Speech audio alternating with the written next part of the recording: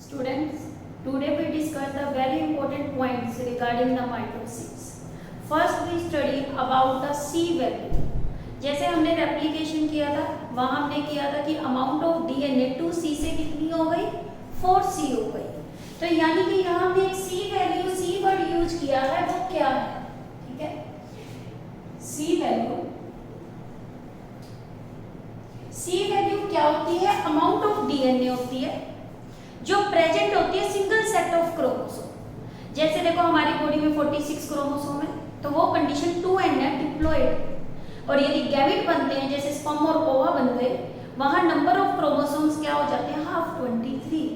तो यानी 23 क्रोमोसोम्स जो प्रेजेंट है एक गैमेट में, वो क्या है, C वैल्यू है. What is the C value? C value is the total amount of DNA present in a single set of chromosome. Single set of chromosomes. और इसे हम क्या बोलते हैं, हैप्लॉइड. और हैप्लॉइड को हम किससे डिनोट करते हैं, N से. इसे हम क्या बोलते हैं, C वैल्यू. सेकंड आपके क्या है, number of chromosomes. In this lecture we will study the change in the value of C and number of chromosome at the various stages of the cell cycle. Second हमने यहाँ क्या consider करना है, number of chromosomes. C value को जैसे हमने इसे C से लिख दिया, नंबर ऑफ क्रोमोसोम्स को हमने इसे किससे लिख दिया, N से लिख दिया. C वैल्यू को हम मेजर करते हैं किस यूनिट में, मेजर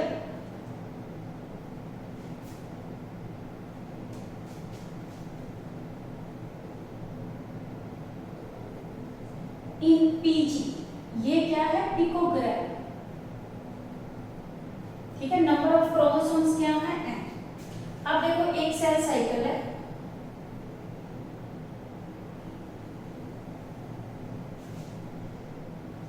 एक सेल साइकिल में आपको पता है वन फेस, इसमें कौन सा होता है, इंटरफेस. ये सारा इंटरफेस है और ये एम फेस है. इसका पहला फेस क्या है, G1. सेकंड फेस इसके अंदर कौन सा होता है, G2. ये G1 है. ये S फेस है, ये G2 फेस है. और ये कौन सा है, एम फेस. एम फेस में आपको पता है कितने फेस होते हैं, कैरियोकाइनेसिस और साइटोकाइनेसिस. ठीक है. तो यहाँ पे कौन से फेसिस होंगे, प्रोफेस, मेटा, एना, टीलो और साइटोकाइनेसिस. ठीक है. और कभी कभी यहाँ पे हम कहते हैं कि सेल एंटर कर जाती है एक अलग फेस में, जिसमें वो डिवीजन में नहीं जाती, अपने डिवीजन को अरेस्ट कर लेती है. ये फेस कौन सा होता है, G0 फेस. यही है. इस फेस को तो हम क्या बोल रहे हैं, एम फेस. और ये सारा फेस जो प्रेजेंट है,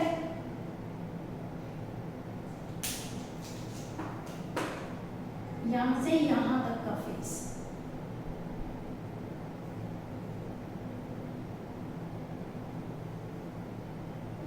और इस फेस को हम क्या बोलते हैं, इंटरफेस.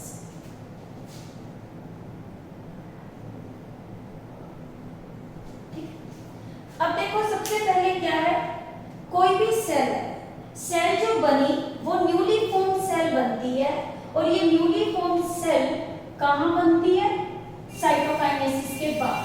यानी एम फेस का जब क्या हो जाता है, एंड. तो यहाँ पे ये न्यूली फॉर्म सेल. और आपको पता है सेल माइटोसिस से डिवाइड करती है, तो इक्वेशनल है. तो इक्वेशनल है तो नंबर ऑफ क्रोमोसोम्स क्या रहते हैं, सेम रहती है. यहाँ पे नंबर ऑफ क्रोमोसोम्स इस केस में कितने हैं, 2n है. कितने हैं, 2n. और इसके अंदर जो अमाउंट प्रेजेंट है वो कितनी है, 2C है. जब सेल एंटर कर जाती है G1 फेस में, यही सेल डीएनए की अमाउंट पे और नंबर ऑफ क्रोमोसोम पे कोई चेंज नहीं आता, क्योंकि सेल में साइटोप्लाज्मिक कंटेंट बढ़ता है, न्यूक्लियर कंटेंट में कोई चेंज नहीं आता। ये हमने पहले भी स्टडी की है। तो इसके अंदर क्या है, जब सेल किसमें है, G1 फेज में है। G1 में फेज में है तो यहाँ पे इसमें नंबर ऑफ क्रोमोसोम्स क्या है, 2n यानी डिप्लॉयड, और इस केस में इसकी अमाउंट है वो कितनी है, 2c है। बट जब सेल इस फेज में जाती है, S फेज में, तो ये नंबर ऑफ क्रोमोसोम में चेंज नहीं आता। हमने बताया था पहले भी कि अमाउंट डबल हो जाती है। यहाँ पे नंबर ऑफ क्रोमोसोम्स तो कितने हैं, 2n ही है, बट यहाँ अमाउंट ऑफ डीएनए कितनी हो गई, कितनी होगी, 4c हो गई। ये कैसे हो, जैसे देखो यहाँ नंबर ऑफ क्रोमोसोम्स, ये एक क्या है, क्रोमोसोम है। इस क्रोमोसोम के अंदर ये इसका थ्रेड क्रोमैटिन बढ़ रहा है। ये कंडीशन यहाँ पे किसकी है, G1 की है। बट जब क्रोमोसोम किस में जा रहा है, S फेज में जा रहा है, this is a S phase.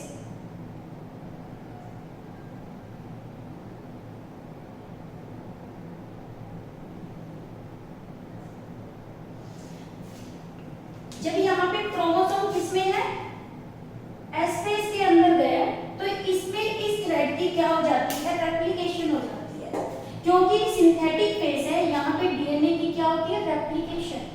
Replication होती है तो अमाउंट ऑफ डीएनए क्या हो जाता है, डबल। एक थ्रेड ये पहले थे दोनों ऐसे। जब ये रेप्लिकेट करेगा तो अपनी एक क्या बनाता है, कार्बन कॉपी बनाता है। इसने अपनी कार्बन कॉपी बनाई, ये कार्बन कॉपी कौन सी है, रेड कलर वाली है, यानी कि यहाँ पे डीएनए की क्या हो गई, रेप्लिकेशन हो गई।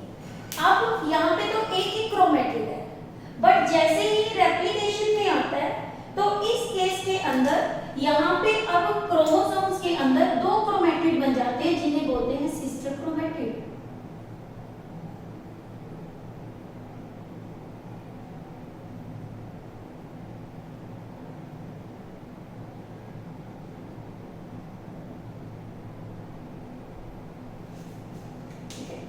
अब यहाँ पे दो सिस्टर क्रोमैटिड बने, तो दो सिस्टर क्रोमैटिड में एक एक थ्रेड तो वही इक्वल, जो ओरिजिनल था पेरेंटल।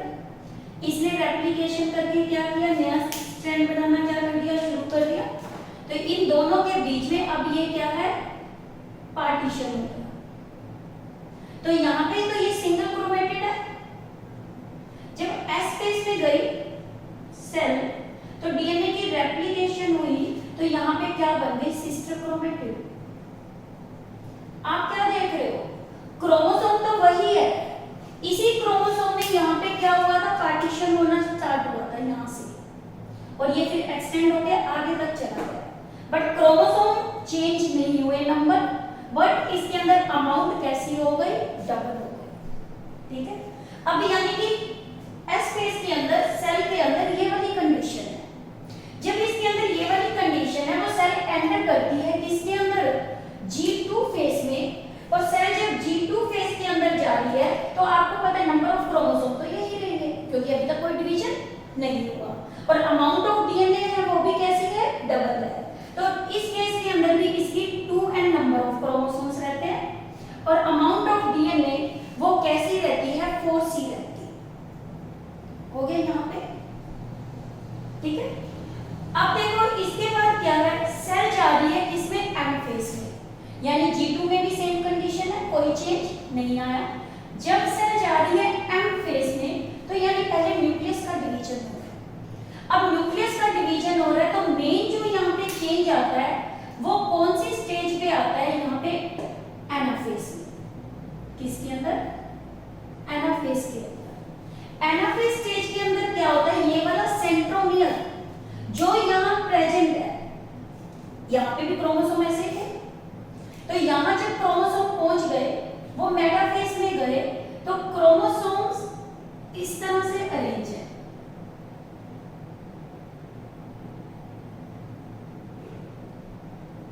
ये कौन सी स्टेज है आपकी, एनाफेज। यहाँ पे ये क्या प्रेजेंट है, क्रोमैटिड प्रेजेंट है।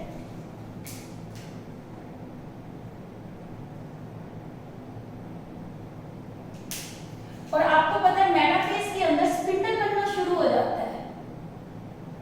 मेटाफेज में क्या हो जाता है, स्पिंडल।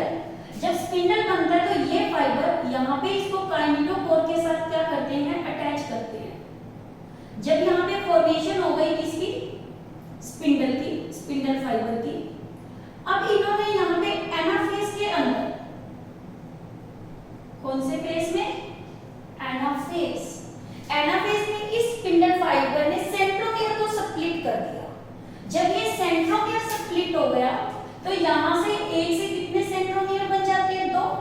जब ये दो बन गए तो इस केस के अंदर ये वाली क्रोमैटिड का खुद का सेंट्रोमियर बन गया, ये इधर हो गई और इन्होंने अपोजिट पोल पे जाना क्या कर दिया, शुरू कर दिया। तो यानी कितने सेंट्रोमियर हो गए, 2 सेंट्रोमियर बन गए। अब एक सेंट्रोमियर के पास अपनी एक क्या है, क्रोमैटिड है।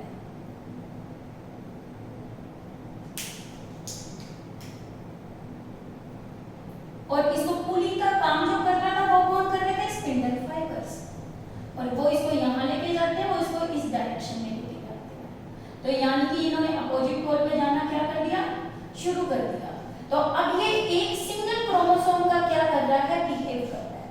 यानी कि यहाँ पे आपके क्रोमोसोम नंबर, एक ह्यूमन की सिस्टेमेटिक सेल की बात करें तो यहाँ क्रोमोसोम नंबर कितने, 46 ही है। बट यहाँ पे इसके क्रोमोसोम नंबर 46 रहेंगे और इधर भी कितने रहेंगे, 46। यानी कि इस केस के अंदर जो आपका एनाफेज है इसमें सी वैल्यू तो क्या हो गई, हाफ हो गई। क्यों हाफ हो गई, एक सिंगल क्रोमैटिड यहाँ है और सिंगल क्रोमैटिड कहाँ मूव कर गया, ऊपर। तो यानी क्रोमोसोम नंबर तो यहाँ भी 46 थे, सेम थे। एग्जांपल दिया ये तो सिस्टेमेटिक सेल में जैसे 46 क्रोमोसोम होते हैं। जब इसमें एस फेज हुआ तो सिस्टर क्रोमैटिड्स बनी। ये सिस्टर क्रोमैटिड एनाफेज में एम फेज के टाइम क्या हो गई, सेपरेट हो गई। जब ये यहाँ पे सेपरेट हुई तो इस एनाफेज के अंदर चेंज आया। क्या आया, एनाफेज के अंदर ये अभी इसी सेल में ही प्रेजेंट है, बट इन्होंने अपने आप को डिवाइड नहीं किया। तो इस केस के अंदर आपका क्या रहता है, एनाफेज में सी वैल्यू तो आपकी कितनी है, 2C। एनाफेज के अंदर कौन से फेज में, एनाफेज में एक ड्रास्टिक चेंज होता है। कौन सा चेंज है कि जो C वैल्यू है वो यहाँ पे कितनी हो गई, हाफ, 2C। C वैल्यू कितनी हो गई यहाँ पे एनाफेज में, 2C।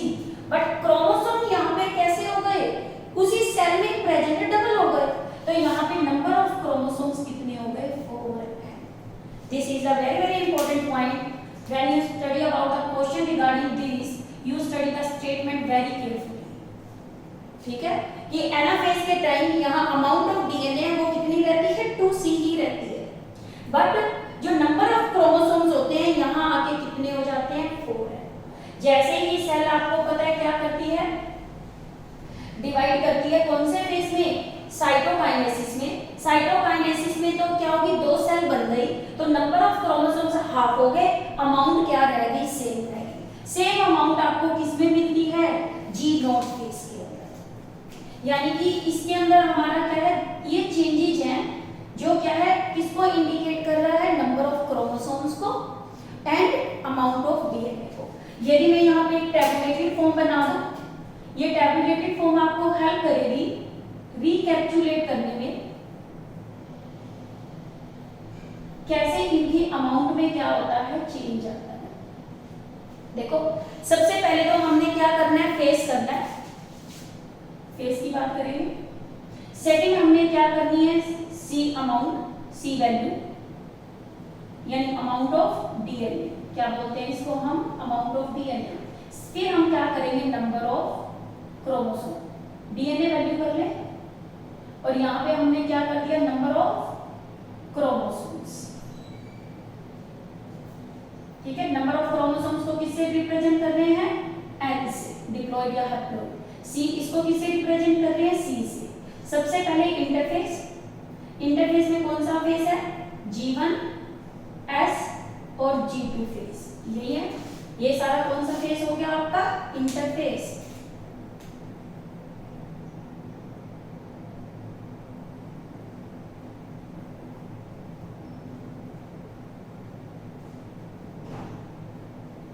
ठीक है, इसके बाद जो फेस आता है उस फेस को हम क्या बोलते हैं, एम फेस। और एम फेस में स्पेसिफिक मैंने आपको कौन सा बताया, एनाफेस में। और उसके बाद कौन सा फेस बताया आपको, जी नोड फेस। जी नोड फेस यानी कि साइटोकाइनेसिस के क्या है, बाद में। सबसे पहले देखो हम G1 फेस करते हैं। यहाँ देखो आप G1 फेस के अंदर जो नंबर ऑफ आपकी वैल्यू है, कौन सी, सी वैल्यू, वो कितनी थी, 2C थी। और नंबर ऑफ क्रोमोसोम वो भी कितने थे, 2N थे। जैसे ही सेल चली गई S फेस में, ये अमाउंट कितनी होगी, 4C होगी। नंबर ऑफ क्रोमोसोम पे कोई चेंज नहीं आया, डिप्लॉइड है तो डिप्लॉइड ही है। जब G2 में गई सेल, अभी इसके अंदर क्या है, 4C ही वैल्यू है। और इस केस के अंदर जो नंबर ऑफ क्रोमोसोम्स है वो सेम ही रह रहे हैं। बट M फेस में गई सेल, मेटाफेस तक तो यही कंडीशन रही थी। बट जब ये किस में चली गई, एनाफेस में चली गई, यहाँ पे आने के बाद अमाउंट तो क्या हो गई, हाफ हो गई। बट नंबर ऑफ क्रोमोसोम्स यहाँ पे क्या हो गए, इंक्रीज कर गए।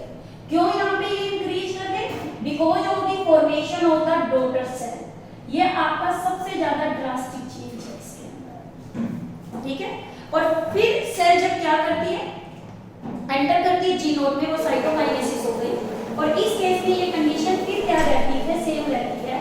तो इसमें क्या है, नंबर ऑफ ये और ये आपका क्या है, 4N। This is regarding about the C value and number of chromosomes.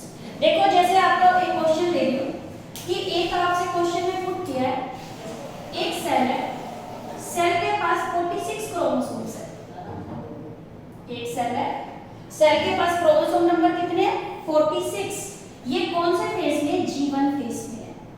फिर ये क्वेश्चन पुट कर रहे हैं कि आप नंबर ऑफ क्रोमोसोम बताओ after S phase. Calculate number of chromosomes after S phase. अब देखो आप 46 क्रोमोसोम G1 में थे, वो सेम ही थे। S फेज में जा रहा है, नंबर ऑफ क्रोमोसोम में कोई चेंज नहीं है। इट मींस S फेज में भी आपके नंबर ऑफ क्रोमोसोम्स कितने आ गए, 46 आ गए। पॉइंट क्लियर हो गया है कि कैसे हम इसके न्यूमेरिकल को क्या कर सकते हैं, सोल्व कर सकते हैं। अब देखो अमाउंट ऑफ डीएनए, जो आपके इसमें पूछा है question, simply what is the amount of DNA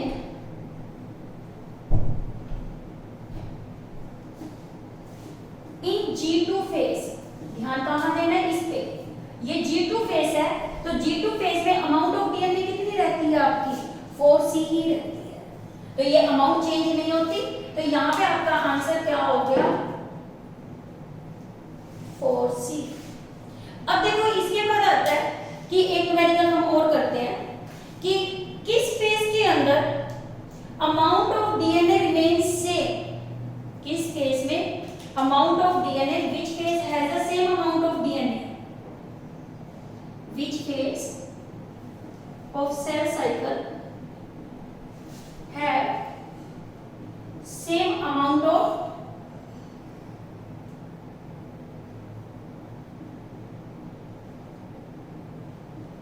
तो आंसर क्या आएगा, G2 ही आएगा। क्योंकि G2 में S में जितनी ही अमाउंट थी उतनी ही कहां रहती है, सेम रहती है। तो वो किस में होती है, of interphase. Which phase of the cell cycle have the same amount of the DNA. अब देखो इस तरह से हमारे बहुत सारे न्यूमेरिकल हैं जिसको इसके बेस पे हम क्या कर सकते हैं, सोल्व कर सकते हैं। अब इसके बाद आता है मायोटिक पॉइजन्स, कि कौन कौन से ऐसे क्या है पॉइजन्स हैं जो क्या करते हैं, सेल साइकिल को क्या करते हैं, अरेस्ट करते हैं। ठीक है, क्या बताया आपको कि कौन कौन से ऐसे सेल साइकिल्स हैं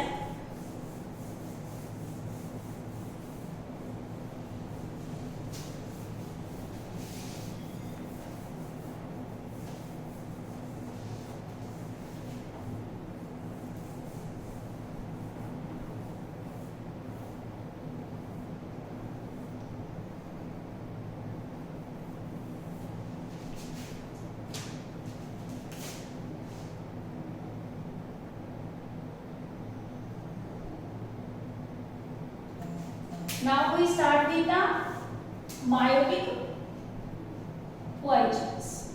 This question is also important from competition point of view.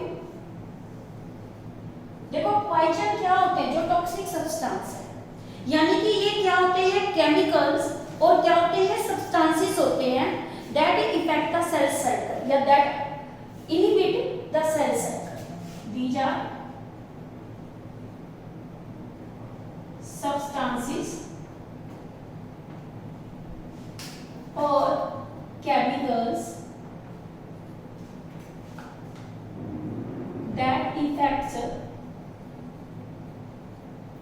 or inhibit, रोकते हैं जिसको, किसको, सेल साइकिल। उन्हें हम क्या बोलते हैं, माइटिक पॉइजन्स। बहुत सारे माइटिक पॉइजन्स आते हैं। सबसे पहले जो हम माइटिक पॉइजन की बात करते हैं वो कौन सा है, कोल्चिसिन है। फॉर एग्जांपल ये सबसे ज्यादा इंपॉर्टेंट क्वेश्चन है, कौन सा, कोल्चिसिन। कोल्चिसिन आपको कहाँ मिलता है, एक प्लांट से। इसको हम कहाँ से गेट करते हैं, कोरम ऑटम क्रोकस, ये तो कॉमन नेम है। यदि साइंटिफिक नेम की बात करें तो इसे क्या बोलते हैं, colchicine.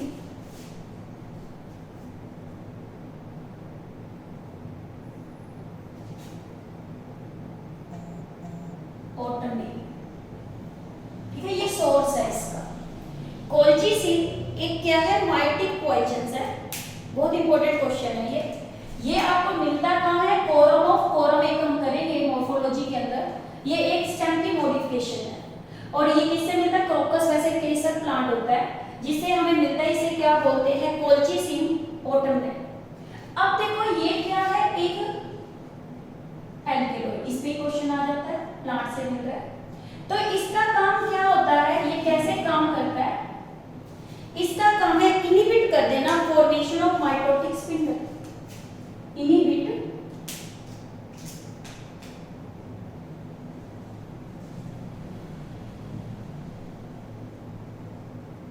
The formation of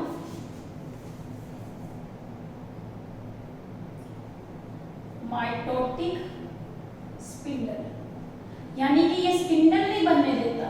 spindle आपको बनना शुरू कहाँ होता है, प्रोफेज में, और ये पूरा कंप्लीट कब हो जाता है, मेटाफेज में। यानी कि ये क्या करेगा, इनहिबिट करता है किसको, formation of mitotic spindle. Spindle किस चीज के बने होते हैं, माइक्रोट्यूब्यूल्स के। तो यानी इनका मेन फंक्शन क्या है, inhibit the polymerisation of microtubules. Option में ये दोनों आ सकते हैं पॉइंट, कि ये क्या है, स्पिंडल नहीं बनने देता, तो यह क्या रोकता है, पॉलीमराइजेशन रोकता है या प्रमोट करता है। तो क्या करता है, ये इनहिबिट रोकता है कि उनके माइक्रोट्यूब्यूल्स को असेंबल नहीं होने देता स्पिंडल बनाने के लिए। यानी कि इस केस के अंदर डीएनए रेप्लिकेशन तो हो चुकी है क्योंकि इसने स्पिंडल नहीं बनने दिया, बट सेल को अरेस्ट कर लेता है किस स्टेज पे, मेटाफेज पे। Arrest the cell at metaphase. ये पॉइंट क्लियर हुआ, this question is very very important. क्या काम कर रहा है, DNA replication is normal, DNA replication आकर, यानी कि क्रोमोसोम तो बढ़ गए, क्रोमोसोम के अंदर डीएनए रेप्लिकेशन हो गई, अमाउंट क्या हो गई, इंक्रीज हो गई। And arrest the cell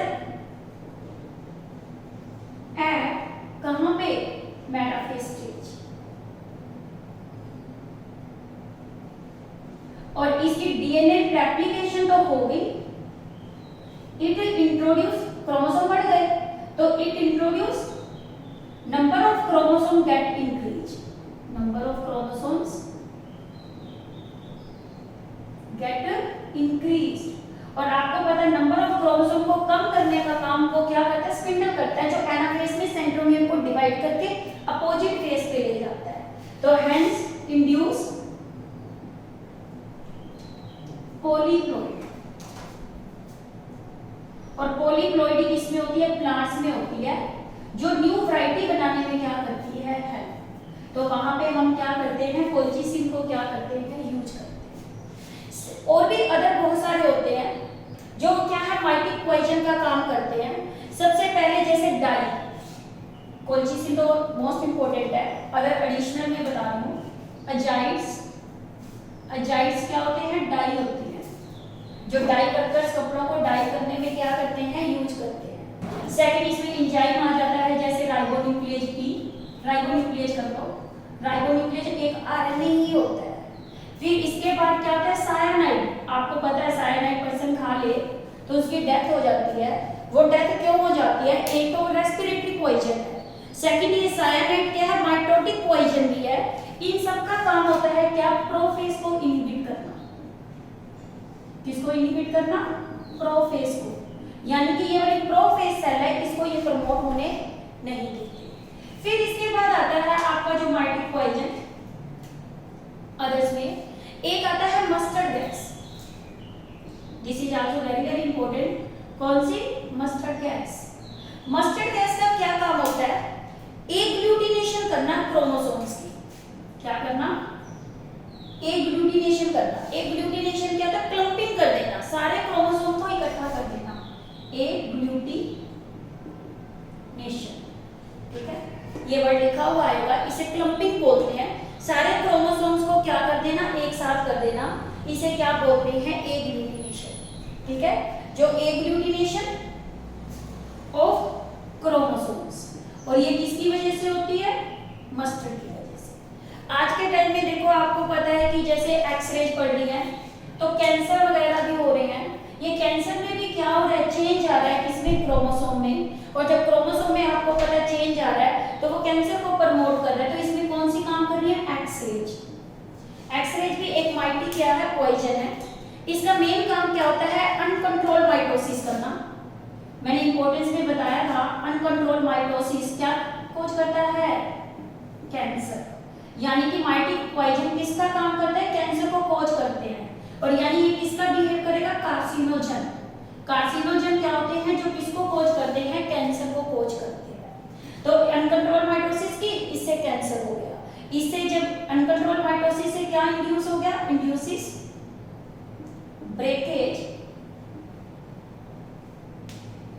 of chromosome.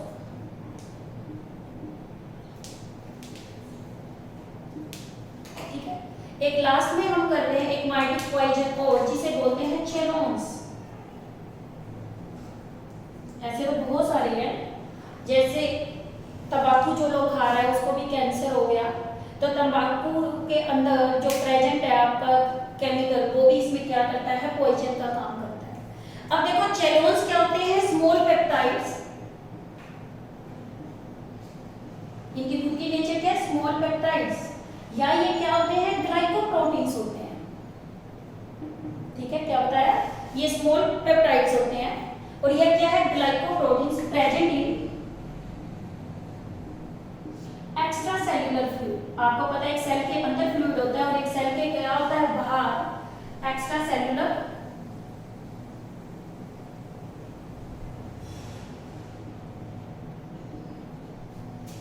Fluid के अंदर होते हैं।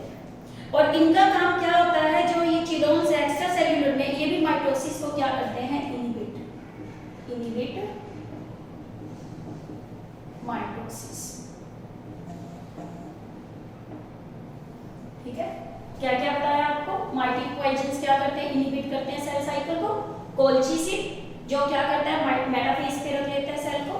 सेकंड बताया अजाइड, राइबोन्यूक्लियेज और साइनाइड जो प्रोफेज को ही नहीं होने देते। मस्टर्ड गैस जो है वो क्रोमोसोम की ग्लूटिनेशन कर देता है। एक्सरेज कैंसर को कोज करता है, कार्सिनोजेंस का काम कर रहा है। और जो चिलोन्स होते हैं ये हमारे ही एक्स्ट्रा सेल्यूलर फ्लूइड में होते हैं, जो क्या करते हैं? माइटोसिस को इनहिबिट करते हैं। This is regarding about the mitotic poisons.